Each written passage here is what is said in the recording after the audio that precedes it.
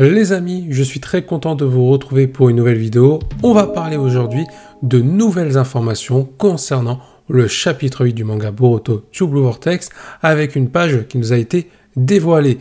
Bien entendu, si vous souhaitez encore plus de renseignements, encore plus d'informations, n'hésitez pas à me rejoindre sur mon serveur Discord. Le lien est dans la description. En attendant, je ne vous fais pas attendre plus longtemps. Passons directement à cette nouvelle information qui nous a été dévoilée. La page promotionnelle sur le chapitre 8 de Boruto True Blue Vortex nous présente Jura accompagné d'Hidari en train d'entrer dans une librairie de Konoha à la recherche de Naruto. Vous l'avez compris, Jura est à la recherche de Naruto. Et on a quelque chose d'intéressant, on a une confirmation. Jura n'a pas l'air de savoir où se trouve Naruto. On rappelle, celui-ci est actuellement emprisonné dans la dimension de Kawaki, tout comme Hinata. Ce qui veut dire que sur le chemin de Jura, pour rencontrer Naruto et s'en prendre à lui puisque c'est sa cible, il va avoir le droit à la rencontre avec Kawaki. Kawaki qui va tout faire pour protéger Naruto des griffes de Jura. Là, on peut voir aussi que Jura accompagne Hidari. Ça veut dire que potentiellement, les deux confrontations Jura, Kawaki et Hidari Sarada pourrait arriver dès la fin du chapitre 8, avec un face-à-face par rapport à Sarada face à Hidari, et un deuxième face-à-face avec Kawaki contre Jura. Ça, je l'ai évoqué.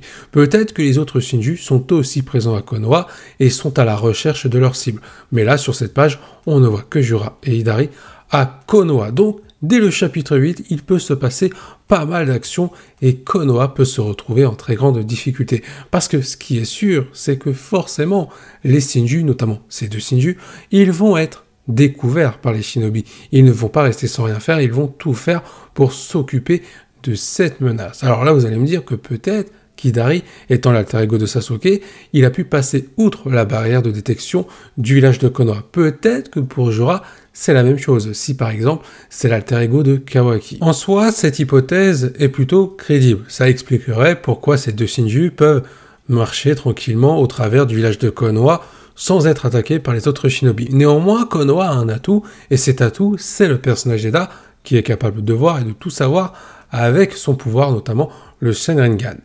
Le truc, c'est qu'on le sait, Eda est aussi la cible d'un autre Shinju, l'alter ego de Bug. Peut-être qu'à ce moment-là, Eda est occupé à se défendre face à son adversaire, ce qui l'empêche d'alerter Konoha. Ou alors, tout simplement, Eda veut éviter d'utiliser son pouvoir par rapport au fait que les Shinju sont capables de savoir ce qu'est capable de faire Eda. Au final, ça pourrait expliquer pourquoi Hidari et Jura sont plutôt tranquilles en train d'essayer de retrouver Naruto. Pour revenir sur ce qui pourrait potentiellement arriver dès le chapitre 8, on se doute que Jura et Hidari à Konoha, ça ne va pas rester sans conséquence. Il va quand même se passer des choses. Kawaki pourrait logiquement, et ça je l'ai déjà évoqué, pourrait logiquement intervenir pour s'en prendre à Jura et tout faire pour protéger Naruto. Parce que Jura, quand il va se rendre compte que le moyen d'accéder à Naruto, c'est Kawaki, donc Jura aura l'obligation d'aller à la rencontre de Kawaki. Le truc, c'est aussi la présence d'Hidari. Ça, il fallait s'y attendre. Hidari, il a pour cible Sarada, et une confrontation entre ces deux personnages-là, je l'ai aussi évoqué il y a quelques instants, va visiblement arriver plutôt assez rapidement. Mais dans l'histoire, on met où Boruto? On le sait, Boruto, il a l'objectif de protéger le monde de Shinobi et il veut faire face aux 4 Shinju et en plus de ça, il a une promesse à honorer par rapport à son sensei, protéger sa fille, protéger Sarada. Si Sarada est en train de s'opposer à Hidari, Boruto pourrait intervenir pour protéger Sarada face à Hidari. Mais problème, si la confrontation entre Sarada et Hidari a lieu en même temps que la confrontation entre Jura et Kawaki par rapport au destin de Naruto, que va faire Boruto? Quel va être son choix? Protéger son père, c'est-à-dire donc aider Kawaki pour affronter Jura, ou honorer sa promesse, protéger Sarada face à Hidari. Là, il peut y avoir un choix très intéressant de la part de Boruto qui pourrait continuer d'envenimer la situation entre lui et Kawaki. Parce que si Kawaki voit que Boruto est en train d'aider Sarada par rapport à Hidari et non pas en train de l'aider pour protéger Naruto, Kawaki pourrait complètement vriller en ne comprenant pas pourquoi Boruto ne vient pas en aide à son paternel. Il est vrai qu'il ne faut pas exclure aussi un autre personnage, c'est celui de Mitsuki. Mitsuki qui a le droit à une confrontation face à Boruto. Alors il est vrai que durant ce combat, Boruto contre Mitsuki, le combat était complètement déséquilibré avec un Mitsuki qui a déployé son mode ermite face à Boruto qui lui n'a même pas sorti le grand jeu. Pour lui, Mitsuki, ce n'était clairement pas de son niveau. Et Mitsuki avait d'ailleurs confirmé à Boruto que le niveau qu'il possède actuel est clairement au-dessus de celui de Kawaki. Alors peut-être qu'on verra Mitsuki aider Sarada face à Hidari afin de voir un petit peu plus ce qu'il est capable de faire avec son niveau et comprendre un peu son évolution durant l'ellipse. Et on pourrait aussi voir l'évolution de Sarada par la même occasion. Voir cette amitié qu'il y a entre les deux à amener du développement, pourquoi pas. Ça pourrait permettre aussi à Boruto d'aller protéger Naruto en allant prêter main forte à Kawaki face à Jura. Pourquoi pas? Un scénario comme ça permettrait de mettre en avant Boruto également, tout comme la psychologie de Kawaki. Avoir Jura face à Kawaki, ça permet de toucher le passé de Kawaki, le traumatisme qu'il a vécu aux côtés de Jigen. Ça permet d'augmenter son obsession quant à l'idée de protéger coûte que coûte Naruto, qui est donc le bonheur pour lui, alors que Jura incarne le malheur, et en plus on peut aussi augmenter l'obsession de Kawaki par rapport au fait qu'il veuille tuer Boruto coûte que coûte. Là, en voyant potentiellement qu'il est incapable de pouvoir protéger Naruto en affrontant Jura, et pire, en voyant Boruto étant capable de protéger Naruto en battant Jura, Kawaki pourrait comprendre qu'il est absolument pas de taille pour protéger Naruto, mais surtout qu'il n'a pas le niveau pour tuer Boruto. Donc ses objectifs pourraient tomber à l'eau.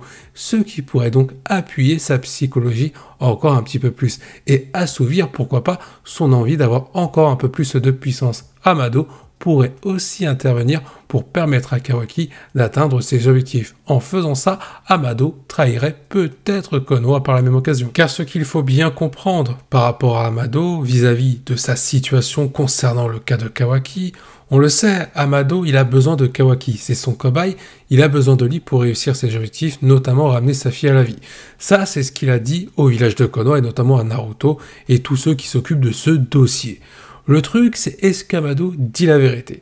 Dans tous les cas, qu'il dise la vérité ou pas, on le sait, Amado, il a besoin de Kawaki. En réalité, Konoha n'a pas vraiment un allié dans ses rangs avec Amado. Amado, pour lui, ce qui l'intéresse, c'est Kawaki. Il ira du côté de Kawaki. Si Kawaki quitte Konoha, Amado ira du côté de Kawaki. On peut même envisager le pire des scénarios. Si Kawaki décide de se retourner contre Konoha pour s'en prendre à Boruto, Konoha pourrait se tourner vers Amado pour essayer de stopper Kawaki. Mais le problème, c'est que ça ne va pas intéresser Amado, il est du côté de Kawaki, il a besoin de lui. Amado ira directement dans le sens de Kawaki, donc Amado se retournera contre Konoha. En réalité, Amado, c'est une pièce qui peut clairement se retourner contre le village par rapport aux décisions de Kawaki. Et c'est ça clairement le danger qu'il y a sur le monde de Shinobi. C'est le fait de voir un Kawaki totalement incontrôlable et que ses actions amènent à de terribles conséquences. Il y a bien entendu d'autres éléments à prendre en compte et notamment des personnages qui peuvent influer sur les événements qui vont arriver. Et c'est le cas du personnage de Kashin Koji qui est du côté de Boruto. Personne n'est au courant qu'il a survécu de son affrontement face à Ishiki, pas même Amado. On connaît les objectifs de Boruto, on sait ce qu'il veut accomplir, il veut protéger le monde de Shinobi d'un futur tragique, il doit protéger Sarada par rapport à sa promesse vis-à-vis de Sasuke, il veut prouver aux yeux de tout le monde que c'est bel et bien Boruto Uzumaki, et donc le fils de Naruto et Hinata, et le frère par la même occasion d'Imawari, mais on ne connaît pas réellement, on va dire, l'origine de la collaboration entre Boruto et Kashin Koji. On ne connaît que 50% des détails. On ne sait pas ce que veut réellement Kashin Koji. Est-ce qu'il veut s'en prendre à Amado? Est-ce qu'il a donné des informations très intéressantes et Boruto est au courant de quelque chose? Peut-être qu'il est au courant qu'en réalité il y a une véritable menace et cette menace c'est Amado. On ne sait pas exactement ce qu'il va se passer de ce côté-là. Pour le coup, Amado pourrait avoir des bâtons dans les roues avec la survie de Kashin Koji. Ensuite, d'autres personnages qui pourraient avoir un rôle plutôt sympathique, Shikamaru, qui a commencé à briller dans cette seconde partie du manga Boruto, donc on peut le voir à l'œuvre pour essayer d'empêcher Kawaki de vriller totalement, aider Boruto dans l'ombre. Pourquoi pas? N'oublions pas aussi un autre personnage très important, responsable d'une prophétie qui a apporté du malheur pour Boruto. Je parle bien entendu de Momoshiki. Alors oui, il n'est toujours pas apparu dans le manga Boruto Tube Blue Vortex et on se pose des questions. Est-ce qu'il est mort durant l'ellipse? Est-ce que Boruto a résolu son problème par rapport à cet Otsutsuki? La question est légitime, mais c'est évident qu'on va bientôt avoir des réponses par rapport à la situation entre Boruto et Momoshiki. Et ce dernier est bel et bien entendu toujours en vie. Ce chapitre 8, en plus d'être prometteur, il amène de l'incertitude. Il peut tout se passer avec ce chapitre.